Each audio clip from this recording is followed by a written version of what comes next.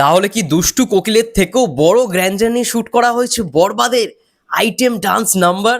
নমস্কার বন্ধুরা, আমি রূপম চলে এলাম আরো একটা নতুন ভিডিও নিয়ে। বন্ধুরা, গতকালকে যখন আমরা টিজারটা দেখি, টিজারটা যারা স্লো মোশনে চালিয়ে দেখেছে অনেক তথ্য বার করতে পেরেছে। ইভেন আমি এমনও তথ্য পেয়েছি যে এই সিনেমাটার মধ্যে মানে টিজারটার মধ্যেই এমন একটা ঝলক দেখানো হয়েছে যেটা কিন্তু আইটেম নাম্বার। ইয়েস, সাকিব ভাইয়ের একদম ফার্স্ট এন্ট্রি যখন বলা হচ্ছে, শহীদুজ্জামান সেলিম বলছে যে সে একজন ড্রাগ অ্যাডিক্টেড, ঠিক তার আগের মুহূর্তটাই ভালো করে লক্ষ্য করে দেখবে এই সিনটা, যেখানে আমরা দেখতে পাচ্ছি সাকিব ভাইয়াকে একটা চেয়ারের মধ্যে, মানে একটা রাজার যেরকম চেয়ার হয় না, রাজপ্রাসাদে দেখবে রাজাদের যেরকম চেয়ার হয়, মানে যে গদি আর কি সহজ কথায় বলে, সেই গদির বা চেয়ারের ওপর সাকিব ভাইয়া পুরো রাজার মতো বসে রয়েছে এবং পেছনে তার বডিগার্ড। মানে তুফানে আমরা যা দেখেছি তারও বাপ, তুফানে যেই লেভেলটা আমরা দেখেছি সেটা কিছুই না। সেখানে কত অ্যাকশন দেখেছি, এটায় তো মেন অ্যাকশনগুলো থাকবে। টিজারে অলরেডি সেই হিন্টটা পেয়ে গেছি এবং এই সিনটার মানে সেট ডিজাইন দেখেই বোঝা যাচ্ছে এটা কোনো একটা গানের দৃশ্য হতে চলেছে। এবার গানটা কি দেখো, এত বড় গ্র্যান্ডার নিয়ে রোম্যান্টিক গানের আমার মন বলছে না শুট হবে। এরকম সেট ডিজাইন আমরা সাধারণত আইটেম ডান্স নাম্বারেই দেখে থাকি। ভালো করে লক্ষ্য করে দেখো, এইখানে মানে লাইটিং করা রয়েছে, এখান থেকে ফায়ার দিচ্ছে, ওপর থেকেও লাইটিং, মানে সাকিব ভাইয়া যে বসে আছে তার পেছনের ওপর থেকেও দেখো লাইটিং দিচ্ছে, আর পেছনে তো বডিগার্ড দাঁড়িয়ে রয়েছে। তো এরকম মুভমেন্ট বা এরকম সিনারি আমরা তখনই দেখি যখন একজন মানে কি বলবো লেডি কিলারের আগমন ঘটে, ঠিক আছে, একজন লেডি কিলার যে আর কি নাচ দেখাবে। তো সেইটাই হচ্ছে আইটেম ডান্স নাম্বার এবং আই থিঙ্ক এই সিনটাতেই থাকতে চলেছে দি বিগেস্ট আইটেম সং।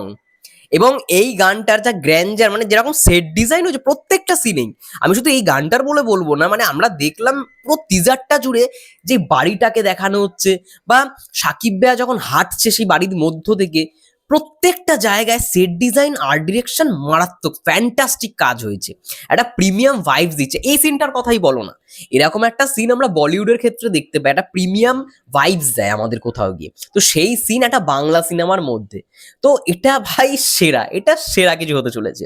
আমরা দেখছি ব্রুটালিটির দৃশ্যগুলো যখন ওই গলাটা কাটছে, রক্তটা সাকিব ভাইয়ের মুখে পুরো লেগে রয়েছে, ওই সিনগুলো ভাই আমরা এতদিনও বলিউডে দেখে এসেছি, সাউথের সিনেমায় দেখে এসেছি। বাংলা সিনেমার বাজেট কম হয়, কিন্তু বাংলা যা দেখিয়ে দিয়েছে মানে সাউথের থেকে কোনো অংশে কম নয়। আর যারা যারা কপি কপি বলছে, এটার থেকে বলছে, দেখো বন্ধুরা, কপি করতে গেলেও না ট্যালেন্ট লাগে।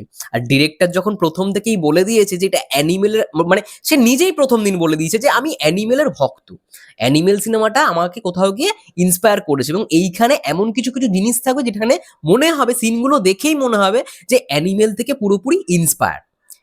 তো হতেই পারে ভাই, একজন ডিরেক্টর আর একজন ডিরেক্টরের ভাই মানে সে গুরু, মানে সন্দীপ রেড্ডি ভাঙ্গাকে হয়তো মেহেদী হাসান হৃদয় গুরু মানে, হতেই পারে তার যেই জিনিসগুলো সেই ইন্সপিরেশন হিসেবে ইউজ করেছে। আর ইউজ করলেই তো হলো না ভাই, সেই জিনিসগুলো মানে প্রপার তৈরি করবার জন্য ট্যালেন্ট লাগে। আজকে সাকিব ভাইকে যে ধরো তুফানের লুকের মধ্যে, তুফানে যেরকম বড় বড় চুল, সেই একটা লুকের মধ্যে দিয়ে এরকম রক্ত মুখে ছিটিয়ে থাকতো, তখন মনে হতো সেই জিনিসটাই আসতো না, সেই ভাইবসটাই ক্রিয়েট করতো না, যেটা এই বরবাদ সিনেমার টিজারে সেই ভাইবসটা ক্রিয়েট করতে পেরেছে। মানে এরকম হেয়ার স্টাইল এবং শেষ দৃশ্যে বা তোমরা কি বলবে, কার কপি, কোন সিনেমার কপি? শেষ দৃশ্যের যেই মানে বরবাদের সেকেন্ড লুক, ন্যাড়া মাথায় বড় বড় দাড়ি, কোন দৃশ্যের কপি? এটা তখন কেউ খুঁজে পারবে না, কপি নেই তো, ওটা তো নিজস্ব, ওটা তো একেবারে পুরোটা মানে পুরোপুরি একটা নতুন শাকিব খান। এবং এরকম লুক কেউ এরকম বানাতে পারেনি, বাংলা তো দূরের কথা, সাউথ বলিউডও এরকম লুক নিয়ে কাজ হয়েছে নাকি সন্দেহ। বড় বড় ছবিতে হয়তো হতে পারে এরকম বড় বড় লুক, মানে ভিলেনদের হয়, কখনো হিরোকে হতে দেখেছো? আর এই সিনেমায় সাকিব ভাই নিজেও ভিলেন, যিশু সেনগুপ্ত নিজেও ভিলেন, দুই ভিলেনের টাসেল দেখতে পারবো।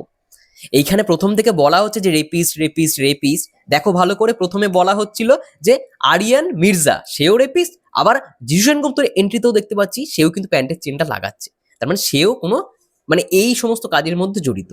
তো দুই অ্যান্টাগনিস্টের কিন্তু আমরা এখানে টাসেল দেখতে চলেছি ফর দ্য ফার্স্ট টাইম। টাসেলটা দেখার মতো হবে এবং তার সঙ্গে সঙ্গে এই item ডান্সটা I think Nusrat Jahan, তোমরা সবাই জানো, ইতিমধ্যে জেনেই গেছো, এটাও সব থেকে বড় সারপ্রাইজ। নুসরাত জাহান পারফর্ম করতে চলেছে এবং আই থিঙ্ক মাতিয়ে দেবে। দেখো, নাকাব সিনেমায় আমরা শাকিব খান এবং নুসরাত জাহানকে পারফর্ম করতে দেখেছি, মানে অভিনয় করতে দেখেছি, কিন্তু আমার খুব একটা তাদের জুটিটাকে খুব একটা ভালো লাগেনি। এবং এইখানে বরবাদ সিনেমায় কিন্তু তারা জুটি হিসেবে না, মানে আইটেম ডান্সের জন্য নুসরাত জাহানকে রাখা হয়েছে এবং এই গানটাই প্রেজেন্ট করতে চলেছে প্রীতম হাসান। প্রীতম হাসানের কম্পোজিশনে এই গানটা আই থিঙ্ক হতে চলেছে। তো ভাই খেলা তো হবে ভাই, এটাও ভাই মানে আমি চাই দুষ্টু কোকিলের যেন ভিউজ সব কিছুকে ব্রেক করে দিই, সব কিছুকে ব্রেক করে দিই। দুষ্টু কোকিল গানটা যেরকম ভাবে পপুলারিটি পেয়েছে, সত্যি গানটা খুব ভালো রকম ভাবে তৈরিও হয়েছে। আকাশ সেনের কম্পোজিশন মানেই একটা ভাই কিছু থাকবে। তো সেই জায়গায় প্রীতম হাসানের কম্পোজিশনে এই গানটা হতে চলেছে আইটেম ডান্স বরবাদের। গানটার নাম এখনো সামনে আসেনি, যখন সামনে আসবে তখন বলবো। কিন্তু এই ঝলকটা আইটেম ডান্সেরই ঝলক, এইটুখানি দেখে বোঝা যাচ্ছে। এবং দুষ্টু কোকিলের থেকেও বড় গ্র্যান্ডার নিয়ে হয়তো এই গানটা শুট করা হয়েছে। তো দেখার বিষয় কেমন হয়। ততক্ষণের জন্য তোমরা সবাই ভালো থেকো, সুস্থ থেকো। এরকম আরো আপডেটস পাওয়ার জন্য অবশ্যই ফেসবুক পেজ থেকে যারা দেখছো প্লিজ পেজটাকে ফলো করে দিও, ইউটিউব চ্যানেল থেকে যারা দেখছো প্লিজ চ্যানেলটাকে সাবস্ক্রাইব করে দিও। সবাই ভালো থেকো, সুস্থ থেকো, টেক কেয়ার।